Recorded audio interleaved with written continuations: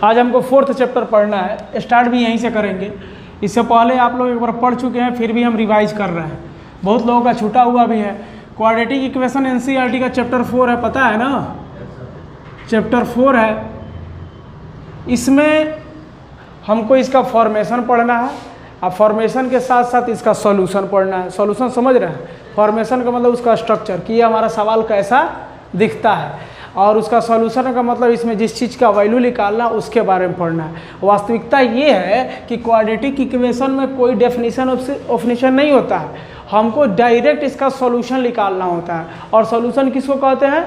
X की value को कहते हैं। हमारा अगर इक्वेशन जो है वाई में रहेगा तो वाई की वैल्यू कहेंगे, और जेड में रहेगा तो जेड की वैल्यू कहेंगे। तो सबसे पहले अगर ये चैप्टर स्टार्ट भी कर रहे हैं तो आप ये बताइए कि ये क्वाड्रेटिक इक्वेशन मतलब क्वाड्रेटिक पॉलिनोमियल 9th में पढ़े हैं ना, 9th में क्वाड्रेटिक पॉलिनोमियल पढ़े हैं। तो उसमें बताए थे कि पॉलिनोमियल और इक्वेशन दोनों एक ही सिक्के के दो पहलू हैं।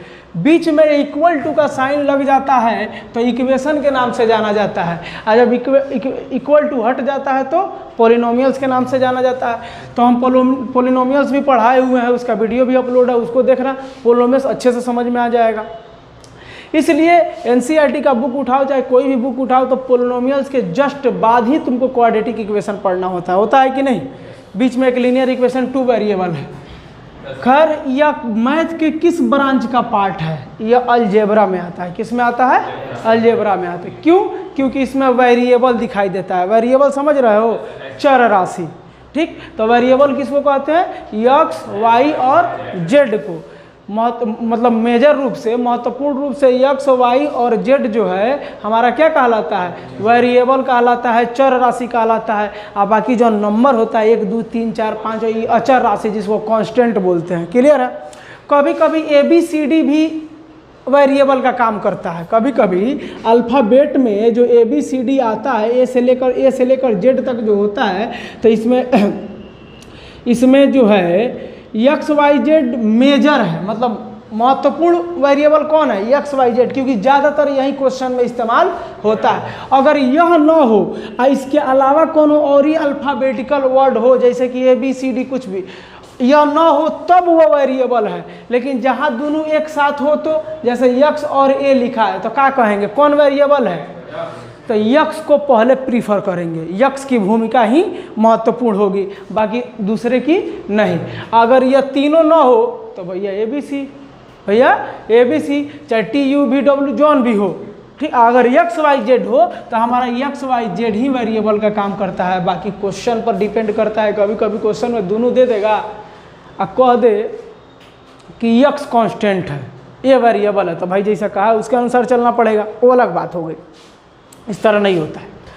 तो हम सबसे पहले बात करेंगे इक्वेशन का मतलब क्या होता है। तो सिंपल सी पहचान है, अगर इक्वल टू का साइन लगा हो, अच्छा इक्वल टू की कैटेगरी में बहुत सारे आते हैं, इंटर क्लास में पढ़ेंगे इक्वलिटी में, ये लेस देन होता है, ये ग्रेटर देन होता है। वास्तविकता ये है कि ये तीनों इक्वलिटी में पढ़ना है। तो ये जो सिंबल तुमको दिखाई दे रहा है, जूनियर क्लास में पढ़े हो, ये सिंबल क्या करता है? इस सिंबल का काम क्या है? ये वाला बताता है कौन छोटा है कौन बड़ा है, ये भी बताता है कौन बड़ा है कौन छोटा है, और ये बताता है भैया दोनों तरफ इक्वल, दोनों तरफ इक्वल। लेकिन वास्तविकता क्या है कि ये क्या करता है? किसी भी क्वेश्चन में अगर ये लग जाए, किसी भी सिस्टमेटिक अलजेब्रिक एक्सप्रेशन में अगर ये लग जाए तो वो इक्वेशन बन जाता है। ये तीनों में से कोई लग जाए, वह क्या करता है? वह दो पक्षों में बांट देता है, जैसे कि मान लो 2x + 3 ये अभी अकेले है, कहीं कुछ का साइन लगा है नहीं, अरे मैं कौन आगे बराबर 5 बैठा दिया, तब क्या हो गया? ये तब इसको इक्वेशन कहने लगते हैं। किसकी वजह से? ये इक्वल टू आ गया उसकी वजह से। और इक्वल टू ने क्या किया? उसी क्वेश्चन को थोड़ा बढ़ा कर या उसको 2 पार्ट में बांट दिया। कितने पार्ट में? तो जो सिंबल हम देख रहे हैं equal to, less than, greater than, ये चीज़ें जो होती हैं किसी भी अलजेब्रिक एक्सप्रेशन को दो पार्ट में अगर डिवाइड कर रही है तो वही सिंबल हमारा इक्वल कहलाता है, और इस तरह का क्वेश्चन हमारा इक्वेशन कहलाता है। क्लियर है? उसके अलावा इक्वेशन जब हम समझ गए तो इसमें हमको करना क्वाड्रेटिक इक्वेशन। कौन सा? Quadratic equation. तो हम सीधे पॉलिनोमियल पर चलते हैं। जैसा कि मैंने कहा था कि पॉलिनोमियल्स और इक्वेशन दोनों एक ही सिक्के के दो पहलू है। तो अब बताओ, एक ही सिक्के के जब दो पहलू हैं तो जो पोलिनोमियल्स में इक्वल टू का साइन नहीं रहता है, और जब इक्वल टू आ जाता है, इक्वल टू जीरो उरो लग जाता है तो वो इक्वेशन बन जाता है। तो जब दोनों एक ही सिक्के के पहलू है तब पोलिनोमियल में जितना फार्मूला है सबका इस्तेमाल हम इक्वेशन में भी कर सकते हैं अगर उस तरह का क्वेश्चन आएगा तो। दूसरी चीज़, हम 9th में पढ़े थे पोलिनोमियल। चलो तो पोलिनोमियल के पूरे डेफिनेशन, जितना भी पोलिनोमियल का डेफिनेशन है सब इस पर अप्लाई हो जाएगा। अब पोलिनोमियल में क्या था?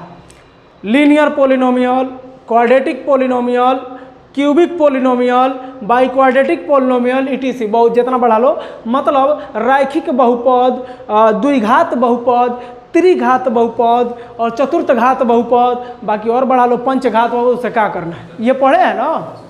तो द्विघात बहुपद पर चलते हैं, लीनियर उनियर छोड़ दो, शॉर्टकट में सुनो। लीनियर माने जिस पर वेरिएबल का पावर 1 हो, क्वाड्रेटिक माने वेरिएबल का पावर 2 हो, क्यूबिक माने वेरिएबल पर पावर 3 हो। Maximum power is called degree, is called degree. तो मैक्सिमम पावर को डिग्री कहते हैं, हिंदी में घात कहते हैं, हिंदी में। तो कहा पूछता था, बताओ भैया इसका घात, तुम ही लोग बताओ इस क्वेश्चन का घात कितना है? 2 है। ये क्या करते हैं, यक्स जो होता है ना उस पर सबसे अधिक पावर देखते हैं, कितना है भैया? यहाँ पर कितना है? 1, तो 2 वाला देखेंगे। क्वेश्चन में जो अधिक पावर होता है ना वही उस क्वेश्चन का घात या फिर डिग्री कहलाता है। क्लियर है? तो 9th में पढ़े थे। तो खैर हमको क्वाड्रेटिक स्पेशल पढ़ना है। क्या पढ़ना? क्वाड्रेटिक, मतलब द्विघात वाला। कौन घात वाला? द्वि, यानी 2 डिग्री वाला, उसी को क्वाड्रेटिक बोलते हैं। अर्थात जिस पोलिनोमियल्स में, अब इक्वेशन कहेंगे इक्वल टू, जिस इक्वेशन में अगर वेरिएबल का मैक्सिमम पावर, या फिर डिग्री भी बोल सकते हैं, डिग्री या फिर घात भी बोल सकते हैं, डिग्री अगर 2 हो तो वह क्वाड्रेटिक इक्वेशन कहलाता है। क्या कहलाता है? क्वाड्रेटिक। यानी हमको क्या देखना है, पावर 3 कब है। अब कहोगे सर जी हमें पावर 4 आया है, कहना क्या है, यहाँ सॉरी गलती से लिख दिए थे, यहाँ पर पावर 4 आया है, ठीक समझ में आ रहा है? तो कहोगे ये क्या है? तो देखो वो भले पावर 4 है लेकिन उसका थोड़ा सा फंडा अलग है। अभी जब क्वेश्चन सॉल्व करेंगे तो देखते हैं, समझ में आ रहा है? अब जो है कि क्वाड्रेटिक इक्वेशन ही पढ़ना है, पावर 2 वाला। 10th में स्पेशली चैप्टर है क्वाड्रेटिक इक्वेशन। तो अब क्या करेंगे, क्वाड्रेटिक इक्वेशन पढ़ेंगे। पहचान क्या होगी? जिसका पावर 2 हो, जिसका पावर 2 हो। तो सबसे पहले हम इस डेफिनेशन की बात करें तो हो ही गया कि जिस इक्वेशन का मैक्सिमम पावर 2 हो, किसका? वेरिएबल का, वह क्वाड्रेटिक इक्वेशन कहलाता है। क्लियर है? इससे कोई मतलब नहीं है। सबसे पहले हम पढ़ेंगे फॉर्मेशन। फॉर्मेशन जब हिंदी मीडियम हो चाहे इंग्लिश मीडियम हो, बतिया बराबर है, समझिए। फॉर्मेशन सबसे पहले बताएंगे। फॉर्मेशन का मतलब कि भैया चेहरा, स्ट्रक्चर, उसका स्वरूप कैसा होता है, कैसा होता है, तो इसको स्वरूप बोलते हैं, फॉर्मेशन बोलते हैं। कि जो हम जिस क्वेश्चन का सामना हम करने वाले हैं उसका फॉर्मेशन क्या होगा। ठीक है, मतलब क्वेश्चन हमारा किस रूप का दिखाई देगा। तो देखो भैया इतना क्वेश्चन तुम्हारे सामने है, अभी इसको हम सॉल्व करेंगे, ठीक है। और इसमें एनसीईआरटी के भी कुछ क्वेश्चंस हैं। दूसरी बात, फॉर्मेशन का मतलब होता है चेहरा, किस रूप का तुमको दिखाई देगा। तो मान के चलो बाप, मान के चलो फादर, मतलब कि बाप का चेहरा बेटे का चेहरा बाप से मिलता जुलता है कि नहीं। अर्थात जैसा बाप है वैसा बेटा है, थोड़ा मोड़ा तो मिलता होगा। तो बाप मान लो फॉर्मेशन होगा, लड़का उसका एप्लीकेशन हो गया। तो जो सवाल पढ़ते हैं उसको एप्लीकेशन कहते हैं, जो सवाल पढ़ते हैं उसको एप्लीकेशन कहते हैं। आज जिस कॉन्सेप्ट पर पढ़ते हैं वह तुम्हारा थियरी है या फिर फॉर्मेशन है, समझ में आ रहा है। उसी को कॉन्सेप्ट कहते हैं। कॉन्सेप्ट क्लियर है, अवधारणाएं क्लियर है, कॉन्सेप्ट क्लियर होना चाहिए। अर्थात उसका जो मूल वास्तविक परिभाषा है, उसका जो रूल नियम है वो क्लियर होना चाहिए। तो फॉर्मेशन भी उसके रूल्स और नियम में आएगा कि हमारा क्वेश्चन किस तरह का दिखाई देना चाहिए। अगर बाप है तो लड़का उसी से मिलता जुलता होना चाहिए। क्लियर है। तो ये हमारा एप्लीकेशन हो गया और ये हमारा फॉर्मेशन हो गया। फॉर्मेशन का मतलब क्वेश्चन का चेहरा जो आने वाला है वो कैसा होगा। क्या लिखे हैं? इक्वल टू 0 लिखे है ना। तो ये कह रहा है ना कि इस तरह का हमारा इक्वेशन दिखेगा। किस तरह का? ax² + bx + c। मतलब इस एक क्वेश्चन नहीं है, ये तुम्हारा कॉन्सेप्ट है। ठीक, ये तो के बस इतने बताएगा कि जो क्वेश्चन से तुम सामना करने वाले हो वह इसी चेहरे का आएगा, अभिनय से पहचान लो। समझ में आ रहा है? तो अब बाप को देख चुके हो तो अनुमान लगा लो बेटवा कैसन होगा, एक से मिलता जुलता होगा, होगा कि नहीं? निपट लेंगे जब आएगा तो, क्या दिक्कत है? तो बात यही है कि देखो क्वेश्चन भी लिखे हैं एक्स स्क्वायर, माइनस प्लस पर मत जाना, प्लस माइनस बदला जा सकता है। ये तुम ये एक्स स्क्वायर देखो, उसके बाद एक्स, उसके बाद बिना एक्स, है कि नहीं? इसमें भी देखो, इसको थोड़ा सा जाना पड़ेगा। इसमें देखो एक्स स्क्वायर फिर एक्स फिर बिना एक्स, एक्स स्क्वायर फिर एक्स फिर बिना एक्स, एक्स स्क्वायर फिर एक्स फिर बिना एक्स, मतलब जिसमें एक्स ना हो।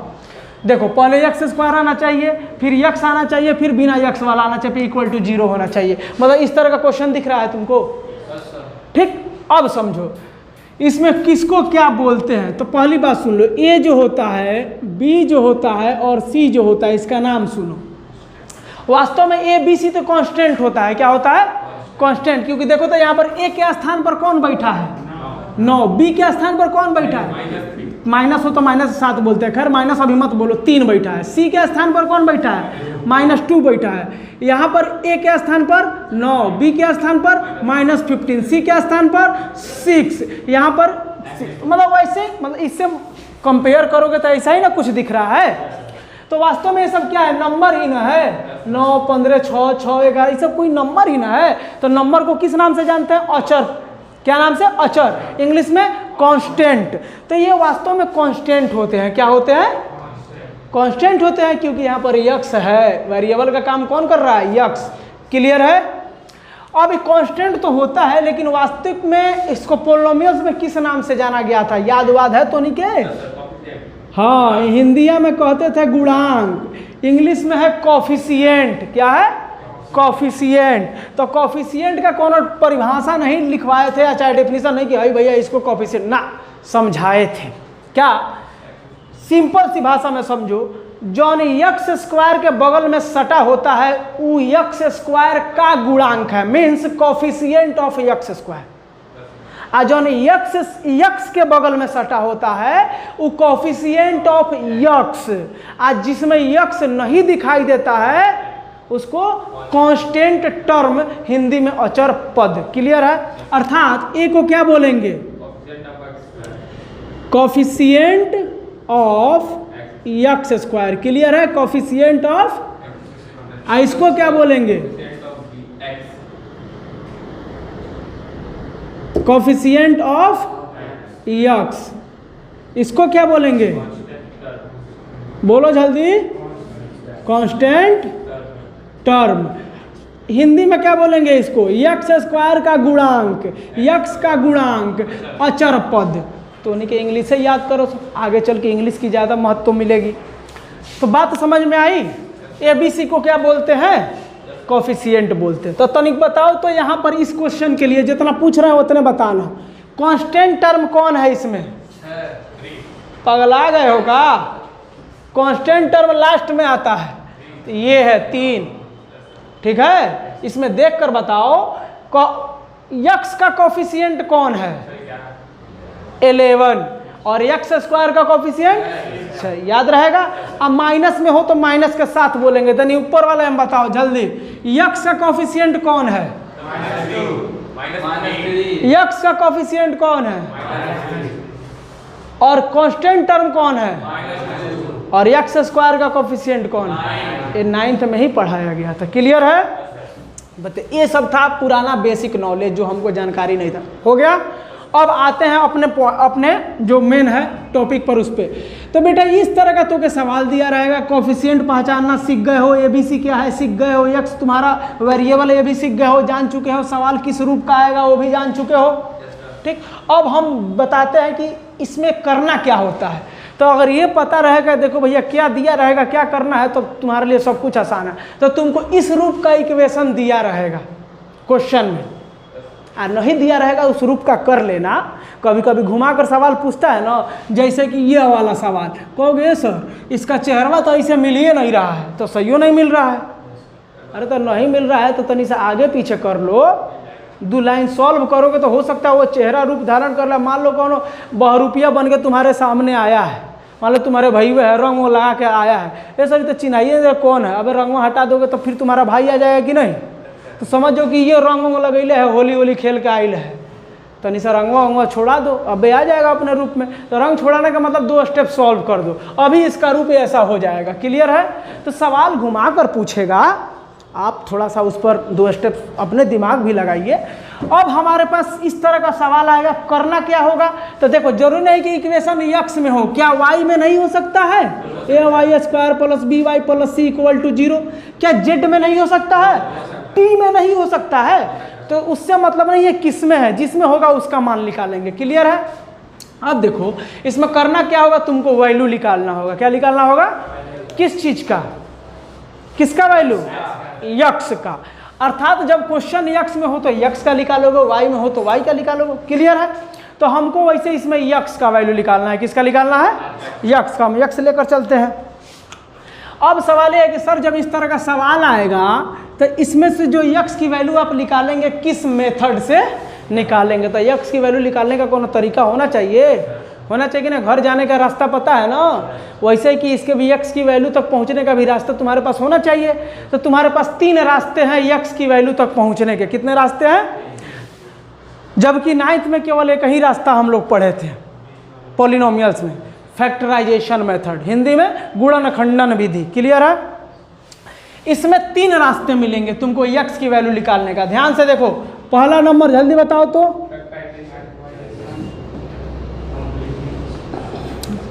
Factorisation method. हिंदी लिखना पड़ेगा का? चलो भैया लिख दे रहे हैं, गुणनखंडन विधि। अब एक बाद नहीं लिखेंगे, खाली बोलेंगे। दूसरा मेथड क्या है? Completing squaring method. Completing squaring method. देखो थोड़ा स्पेलिंग मिस्टेक हो सकता है, उस पर मत जाना, कॉन्सेप्ट पर जाना, हम इंग्लिश नहीं पढ़ा रहे हैं। और तीसरा क्या होगा?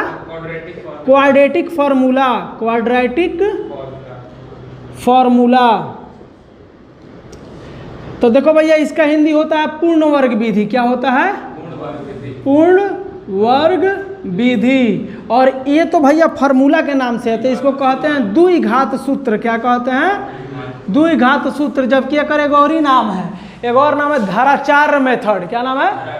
श्री धाराचार्य फार्मूला भी बोलते हैं। तो लिखेंगे नहीं, जगह नीचे नहीं दिख रहा है, श्री धाराचार्य फार्मूला। तो ये 3 मेथड है, मीन्स 3 रास्ते हैं। क्या है?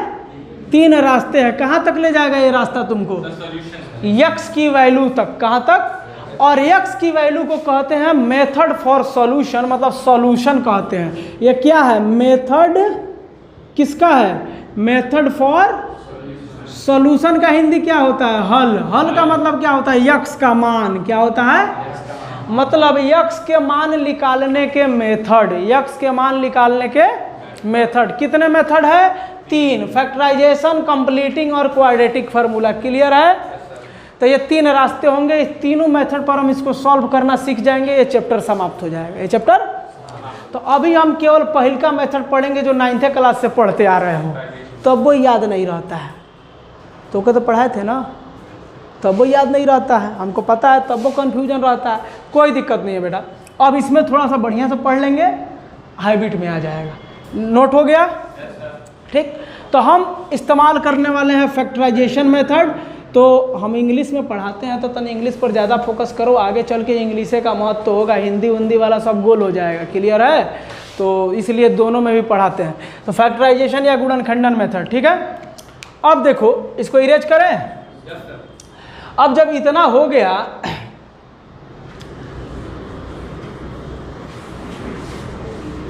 अब सॉल्यूशन पर चलते हैं। ध्यान से देखिए, मतलब x की वैल्यू, पहला नंबर क्वेश्चन बनाएंगे पहले। तो देखो पहले हम ऊपर लिख दे रहे हैं, फॉर्मेशन क्या होता है जल्दी बताओ। हाँ, जब भी पूछूंगा तुरंत ये दिमाग में आना चाहिए, मतलब सवाल का बाप यही है, कॉन्सेप्ट यही है, बस एप्लीकेशन चाहिए। तो इतना एप्लीकेशन दिया, मतलब 5 गो सवाल दिए हैं, देखो फटाक से सॉल्व हो जाएगा। इसमें ये सवाल बहुत सुंदर सवाल है, बहुत अच्छा सवाल है। देखते हैं पहला नंबर क्वेश्चन लिखते हैं, 9x² - 3x - 2 = 0। क्लियर है? अब बताओ ये क्वेश्चन तुम्हारे सामने है, क्या इस तरह दिखाई दे रहा है? सजा होना चाहिए। सजा को हिंदी में कहते हैं स्टैंडर्ड फॉर्म में होना चाहिए। स्टैंडर्ड फॉर्म का मतलब एकदम एग्जैक्टली इसी तरह होना चाहिए। मीन्स यक्स स्क्वायर वाला पहले, यक्स वाला जस्ट उसके बाद, अब बिना यक्स वाला लास्ट में, अब उसके बाद जीरो। क्लियर है? तो उस तरह दिखाई दे रहा है। अब उसी को बोलते हैं सजा हुआ क्वेश्चन। अगर नहीं सजा होगा तो तुम्हें सजाना पड़ेगा। क्लियर है?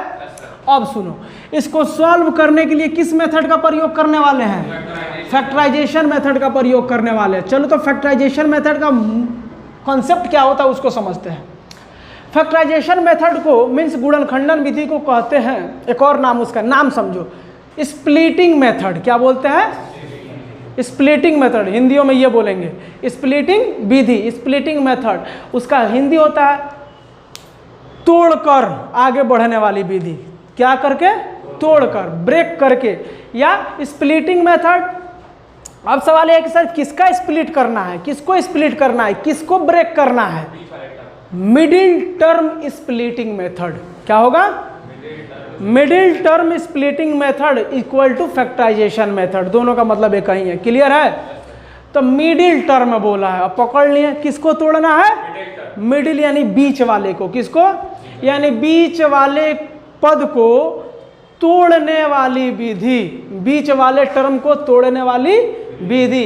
कौन सी विधि है? फैक्टराइजेशन, गुणनखंडन। क्लियर है? तो बताओ, सबसे पहले चयन करो इसमें बीच में कौन है? ये बीच में है। कौन है? ये -3x। तो जानते हो क्या है?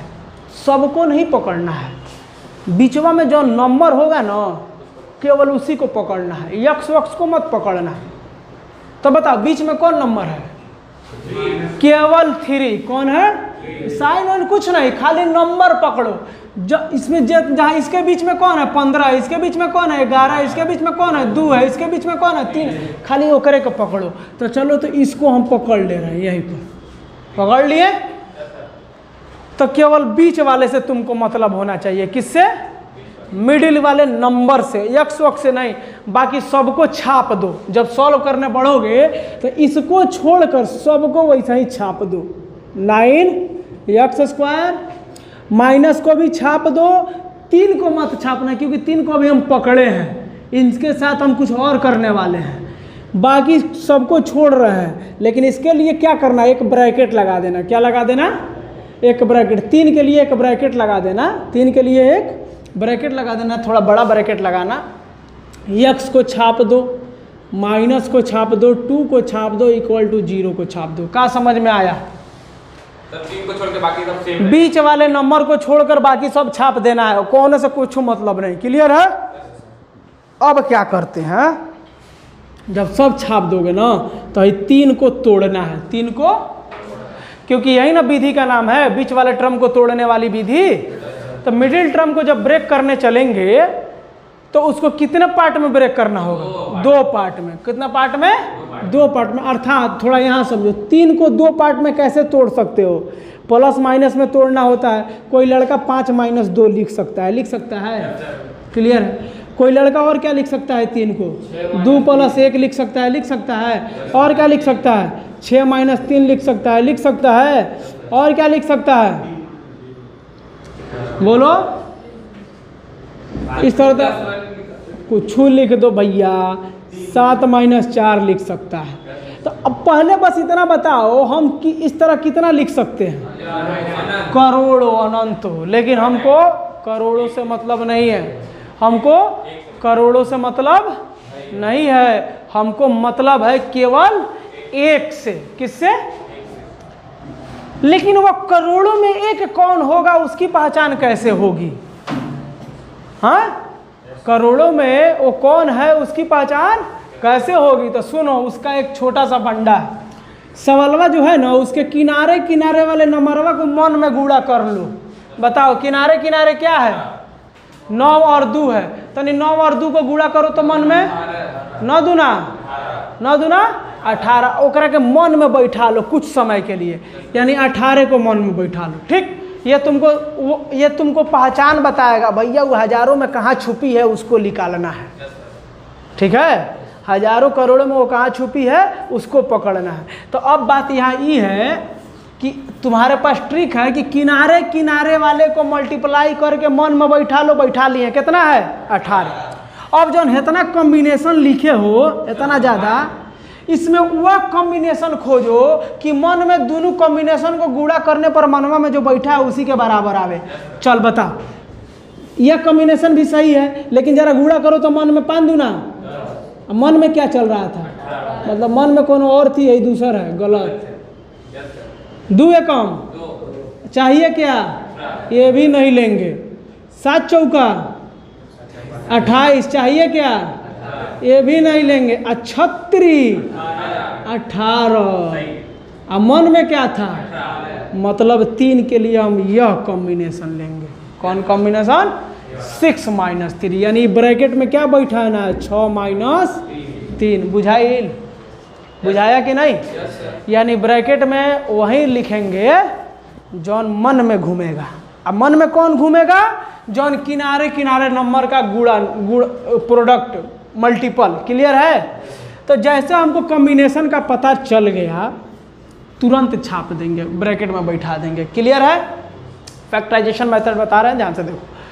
तो अब जो है कॉम्बिनेशन मिल गया कि नहीं? हाँ, मिल गया। मेन काम यही होता है, उसके बाद कुछ करना ही नहीं है। उसके बाद समझ जाओ फैक्टराइजेशन मेथड तुम सीख गए, बस यह काम करना सीख गए तो। क्लियर है? दूसरी चीज, जब यह ब्रैकेट का कॉम्बिनेशन पूरा हो जाए तब क्या करते हैं? जो कैलकुलेशन तुमको आता है वो करो भैया, ब्रैकेट तोड़ो। ब्रैकेट तोड़ने तो आता ही होगा। तो क्या होगा? 9x², आगे माइनस है, पीछे x है, दोनों से मल्टीपल होगा तो -6x, और माइनस माइनस प्लस 3x, अब -2 = 2। क्लियर है? अब उसके बाद ध्यान से देखो, पहले 3 गो टर्म था, 1 गो 2 गो 3 गो। एक स्टेप सॉल्व किए तो देखो तो क गो बन गया? 1 2 3 4 गो टर्म बन गया। बन गया ना? जब ब्रैकेट टूटता है ना तो 4 टर्म में आ जाता है, तो 2 का जोड़ा बना लो, इसका और इसका, पेयर बन गया। तो 2 में से कुछ ना कुछ कॉमन होता है, कॉमन लो। बताओ, कॉमन लेने आता है सबको ना? बताओ ये दोनों में क्या कॉमन है? 3 के पहाड़ा में 9 आता है, मीन्स 3 के टेबल में 9 भी आता है, 6 भी आता है। 2 गो x इसके पास है, 1 गो x इसके पास है, दोनों में 1 गो x भी लिया जा सकता है। तो 3 कॉमन है और 1 गो x कॉमन है। तो बताओ, जब कॉमन लेते हैं तो ब्रैकेट लगाते हैं, तो बताओ ब्रैकेट में क्या बचेगा? 3x - 2। एकदम सही है, ये दोनों का काम तमाम हो गया। बताओ है दोनों में क्या कॉमन है?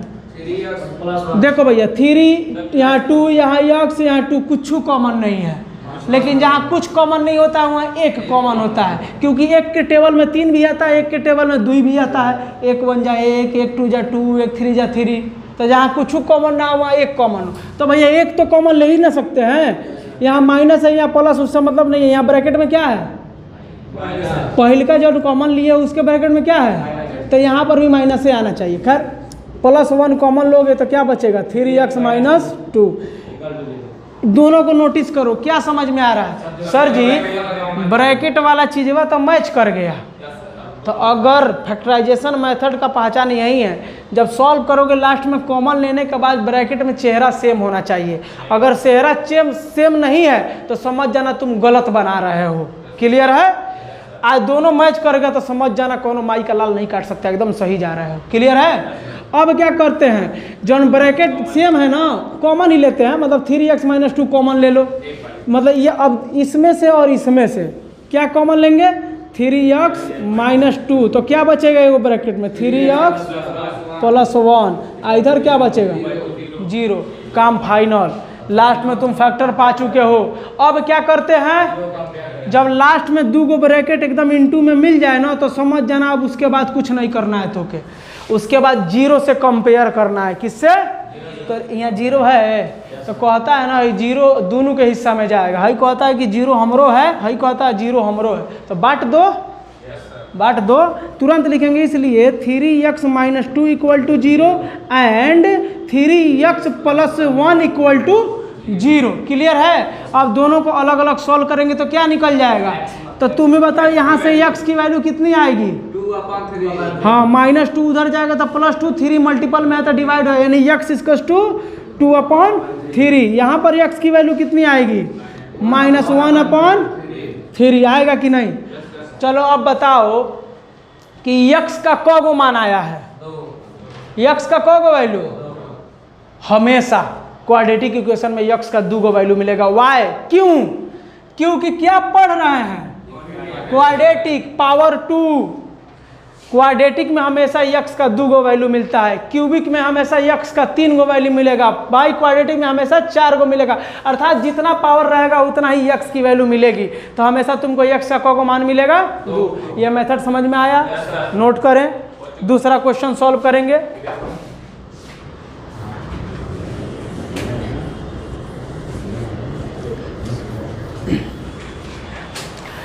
ये सवाल कहोगे सर ये तो ऐसा दिखिए नहीं रहा है, तो सही बात है, नहीं दिख रहा है। तो काक बोले थे होली होली खेल कर आया है, रंग उसके मुंह में लगा है, साफ सुथरा करो, अब इसका चेहरा ओरिजिनल सामने आ जाएगा।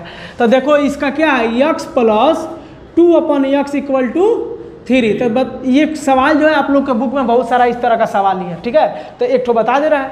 अब बताओ इसके लिए क्या करेंगे, रंग लगा है ना, थोड़ा सा 1-2 स्टेप सॉल्व करेंगे तो तुरंत इस रूप में दिखने लगेगा। और क्वेश्चन हमारा किस रूप का होना चाहिए, इस रूप का।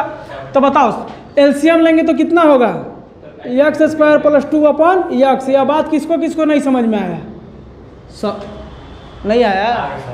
एलसीएम लेते हैं, जैसे इसके नीचे 1 छुपा होता है, 1x का एलसीएम इतना होगा। एलसीएम वाला प्रोसेस करोगे तो यहाँ x² + 2 = 3, ठीक है, बता देंगे, फिर नहीं होगा तो साइड में। अब क्या करते हैं, जब एलसीएम ले लेते हैं तो x कहाँ चला जाता है, 3 से जाकर जुड़ जाता है।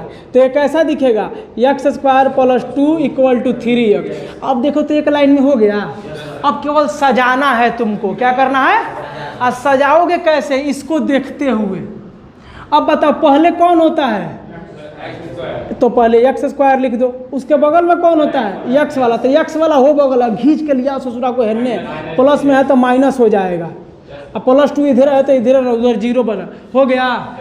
बताओ इस चेहरे का दिख गया। बताओ एक x² के बगल में a होता है जिसको कोफिशिएंट ऑफ x² कहते हैं। तो बताओ x² के बगल में क्या है, कुछ नहीं है। जहाँ कुछ ना हो वहाँ, तो जहाँ कुछ ना दिखे वहाँ 1 समझ लेना, लिखने की जरूरत नहीं पड़ती है, समझाने के लिए लिख दे रहे हैं, क्लियर है। तो जहाँ कुछ ना होता है वहाँ 1 छुपा होता है मल्टीपल में।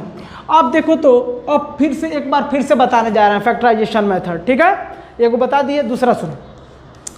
जब इस रूप में क्वेश्चन दिखे तो बताओ, अभी अभी क्या बताया मैंने, किससे मतलब होता है, मिडिल टर्म से। किससे, तो मिडिल में कौन छुपा है, 3।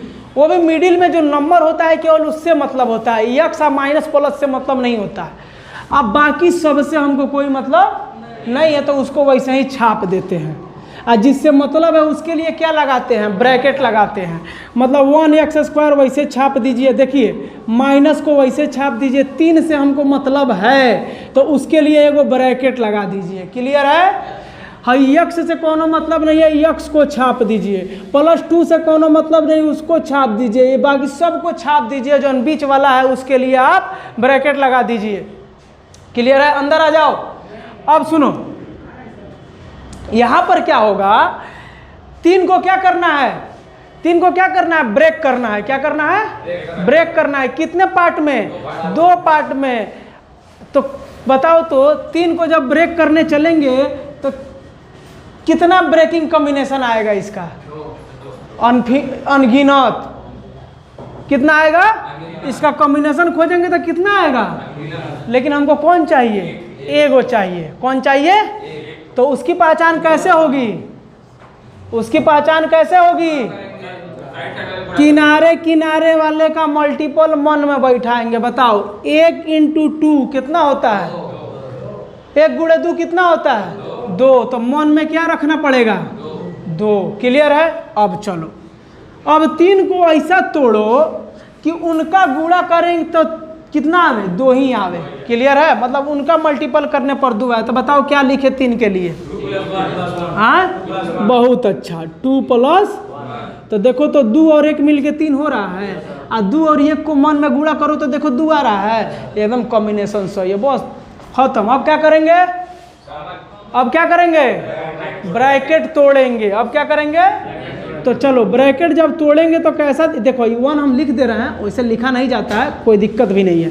इधर माइनस है बेटा, इधर यक्स है, क्लियर है। तो कितना होगा -2x plus minus minus 1x। 1 नहीं लिखा जाता है लेकिन समझाने के लिए मैं लिख रहा हूँ, लिख भी दोगे तो कोई काटेगा नहीं। अब +2 = 0। और जब टूट जाता है तब क्या करते हैं, गेट बंद करो, कॉमन लेते हैं। क्या लेते हैं? कॉमन। किसमें से? इसमें और इस दो के कॉम्बिनेशन से। क्लियर है? तब बताओ बेटा, तुम लोग बताओ, इस दोनों में क्या कॉमन है? x कॉमन है। क्या कॉमन है? x कॉमन है। तो क्या बचेगा? x - 2। क्लियर है? इन दोनों में क्या कॉमन है?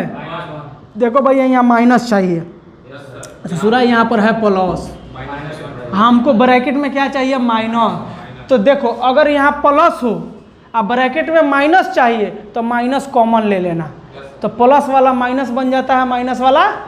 तो है देखो, है माइनस में है प्लस में, अगर -1 कॉमन ले लोगे और यहाँ ब्रैकेट लगाओगे तो यह माइनस में हुआ करता था तो x अंदर प्लस में शो करेगा, और यह प्लस में हुआ करता था तो यहाँ पर 2 माइनस में शो करेगा। क्लियर है? समझ में आया? उसके बाद ध्यान से देखो, ब्रैकेट मैच कर रहा है, एक मतलब हुआ कि तू एकदम सही बना रहा है। बोलो, मतलब जब ब्रैकेट मैच कर जाए तो समझ जाना एकदम सही बना रहा है, अगर मैच नहीं करता तो गलती होता। अब क्या करेंगे? अभी नहीं, अभी एक बार और कॉमन है लेंगे। x - 2 x - 2 दोनों में है। अगर कॉमन नहीं समझ में आ रहा तो इतना समझो, जौन दू गो एक चेहरे का दिखे ना, जौन दू गो एक चेहरा का दिखे ओकरा के एक बार लिख लो, उसको एक बार लिख लो। ये शांत रहो, उसको एक बार लिख लो। मतलब जौन दू गो एक चेहरा का दिखे उसको एक बार लिख लो, और जौन किनारे किनारे छुपा है ना ओकरा के एगो ब्रैकेट में घुसा कर लिख दो, x और -2 = 0 कर दो। तो कॉमन लेने वाली बात ना समझ में आए तो ये ट्रिक समझ लो, जौन दू गो एक चेहरा का दिखे ओके एक बार पहले लिख दो, और जौन किनारे किनारे बैठल है ओके वो ब्रैकेट में घुसा कर लिख दो, = 0 कर दो। अब क्या करेंगे? 0 से कंपेयर करेंगे। क्या करेंगे? 0 से कंपेयर करेंगे। ध्यान से देखो, आकर अंदर बैठो, गेट बंद करो बेटा। अब 0 से कंपेयर करेंगे तो ध्यान से देखो, x - 2 = 0, तो कितना हो जाएगा? x = 2, एगो आंसर। x - 1 = 0, यहाँ से x की वैल्यू कितनी आएगी? 1। यह बात सबको समझ में आई तुम लोगों को? तो x से 2 को माना गया, इसको भी नोट करो।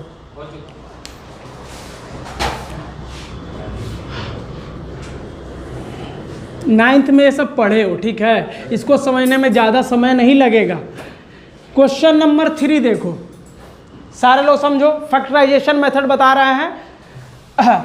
अब ये क्वेश्चन जो है 9x² - 15x + 6 = 0, +6 = 0। अब इधर देखो, वही रूल वही नियम, तेजी में सॉल्व करेंगे। बताओ किससे मतलब होता है? केवल बीच वाले नंबर से। बीच का नंबर कौन है? 15। अब बाकी किसी से मतलब नहीं होता है, तो जिससे मतलब नहीं उसको ऐसे ही छाप दो। इसको भैया छाप दो, माइनस को छाप दो, जिससे मतलब होता है उसके लिए ब्रैकेट लगा दो, x को छाप दो, 6 को छाप दो, = 0 लिख दो। कोई समस्या? हमको इन लोगों से कोनो मतलब है नहीं है, ये प्रशंसक है, दर्शक है, खाली मुंह उठा कर बैठे हैं और कोनो दिक्कत नहीं है। हमको मेन काम किससे है? 15 से। तो 15 को क्या करना है? 15 को क्या करना है? तोड़ना है। कितने पार्ट में? 2 पार्ट में। नियम क्या कहता है बताओ तो? 15 को तोड़ने चलोगे तो कितना इसका ब्रेकिंग मिलेगा? करोड़ मिलेगा।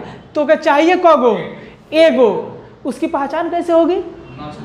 तो किनारे किनारे वाले का मल्टीपल, किनारे किनारे वाले का मल्टीपल। बताओ तो 9 और 6 का मल्टीपल कितना होगा? 54 होगा। कितना होगा? तो 54 को मन में बैठा लेते हैं, 54 को मन में, और तब इसको तोड़ने चलते हैं। किसको? 15 को। अब बताओ 15 को तो लिखने वाला 10 + 5 भी लिख सकता है, लिख सकता है कि नहीं? 11 + 4 भी लिख सकता है, 9 + 6 भी लिख सकता है, और क्या लिख सकता है? 20 - 5 भी लिख सकता है। इस तरह कितना लिख सकता है? हजारों। कितना लिख सकता है? तो हजारों में छुपी हुई है 15, तो के खोजना है उनमें से एगो को। तो बताओ इस सब को मल्टीपल कर कर देखो, जब तुम्हारे मन में बैठी है 54 उसके बराबर आ रहा है। तो बताओ तो 10 × 5 = 50। अच्छा मन में कितना है? ये लेंगे नहीं। 11 चौका ये लेंगे नहीं। 20 पचे 100 ये लेंगे नहीं। और 9 छके यानी 9 और 6 का कॉम्बिनेशन जो है वही है, एकदम सही। 9 और 6 जोड़ने पर 15 आ रहा है, ठीक। और मल्टीप्लाई करने पर 54 आ रहा है यहाँ पर, यानी क्या रखेंगे 9 + 6। क्लियर है? उसको बुला दो जो बाहर खड़ा था। अब देखो, अब क्या करेंगे, अब क्या करेंगे, ब्रैकेट को तोड़ेंगे।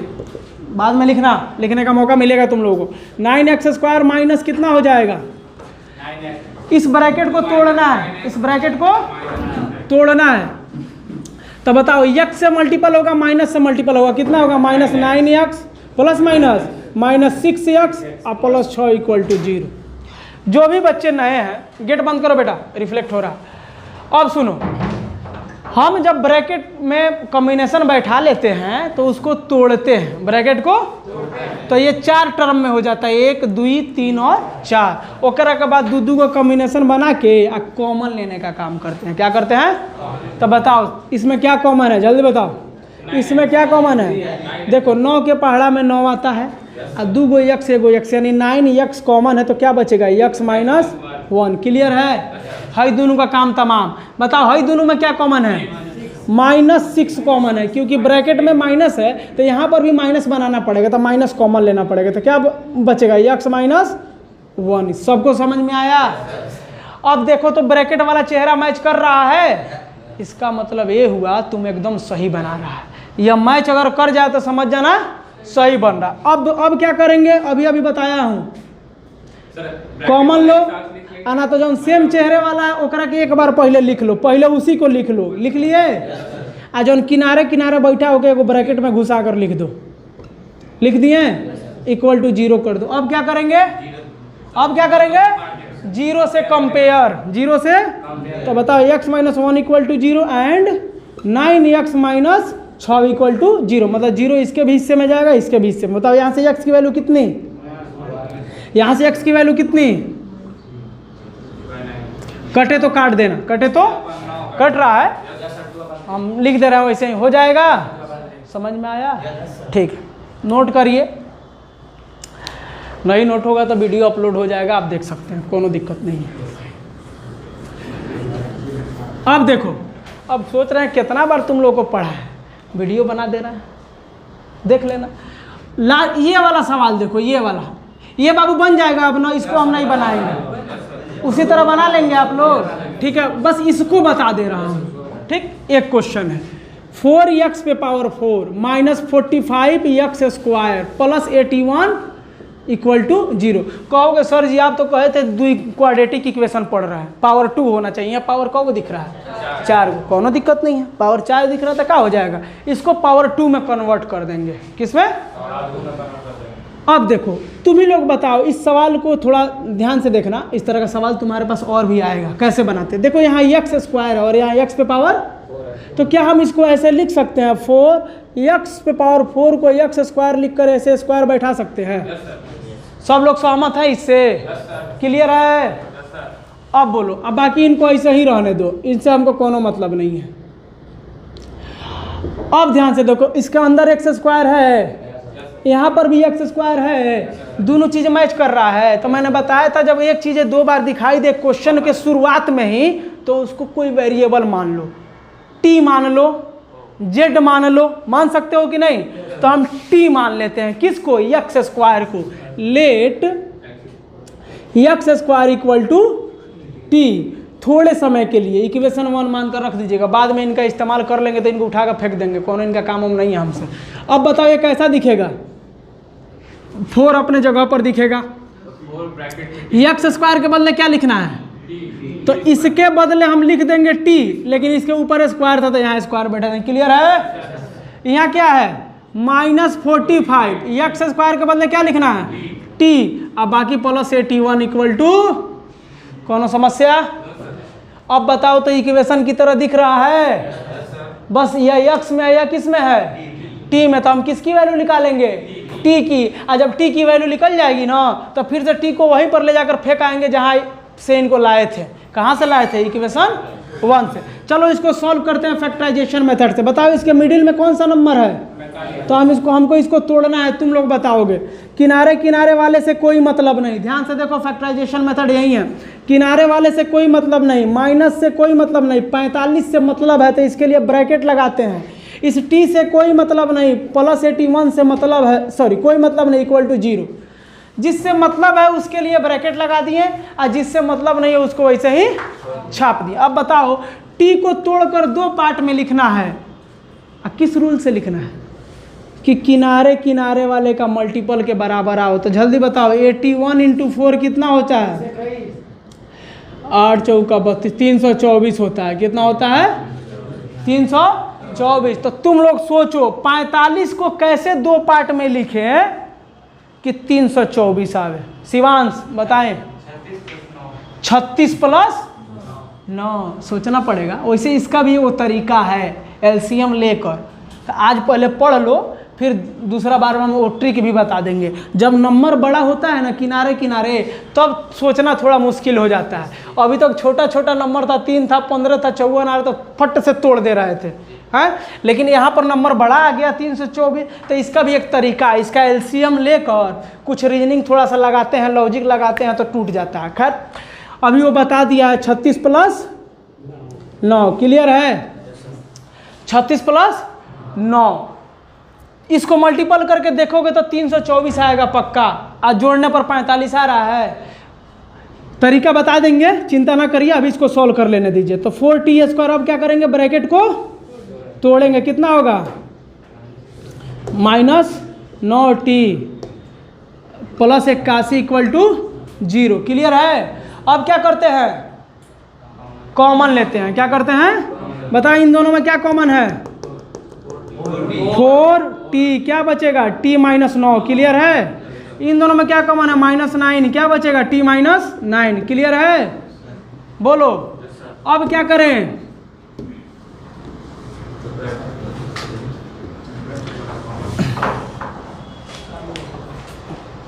उसकी चाबी मेरे पास नहीं है, यहाँ गेटवा बंद कर दीजिएगा।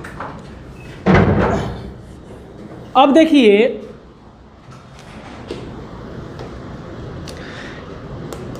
फिर क्या करते हैं, जो ब्रैकेट वाली हो उसको एक बार लिख देते हैं, t - 9, और जो किनारे किनारे हो उसको एक ब्रैकेट में घुसा देते हैं। क्या आएगा, 4t - 9। सबको समझ में आ रहा है, इक्वल टू 0। अब क्या करते हैं, t से कंपेयर करते हैं। क्या करते हैं, 0 से कंपेयर करते हैं। तो कितना आएगा बेटा, t - 9 इक्वल टू 0 और 4t - 9 इक्वल टू 0। यहाँ से t की वैल्यू कितनी, 9, यहाँ से t की वैल्यू कितनी, जल्दी बताओ, 9/4, क्लियर है। सबको दिखाई दे रहा है। तो मैंने क्या कहा था, t का जब वैल्यू निकल जाए तो t का काम तमाम। t क्या अपने मन से लिए थे कि क्वेश्चन बोला था, क्वेश्चन बोला था, बड़ी मार मारेंगे। t अपने मन से लेट किए थे, क्वेश्चन तो यक्स बोला था कि हम भैया यक्स में हैं, t में नहीं है। t क्यों लिया था, सवाल को छोटा करने के लिए मैंने t का इस्तेमाल किया था। सवाल छोटा हो गया, t की वैल्यू जब निकल जाएगी तो t को वहीं पर ले जाकर फेंक देंगे जहां से लाए थे। कहां से लाए थे, तो इक्वेशन 1 में t के जगह पर क्या दिए थे, x² को, फिर से हम x² को उठा लेंगे, यहाँ लिख देंगे फ्रॉम इक्वेशन 1। बताओ t के स्थान पर क्या था पहले, तो इस t के स्थान पर x² लिख देंगे, इक्वल टू 9 लिख देंगे। यहाँ पर भी t के स्थान पर x² लिख देंगे, इक्वल टू 9/4। यह बात सबको समझ में आई। मतलब जब t का मान निकल जाता है तो फिर से ले जाकर उसकी वैल्यू वहीं पर रख देते हैं। अब क्या होगा, स्क्वायर उधर जाएगा तो क्या बनेगा, ±√9।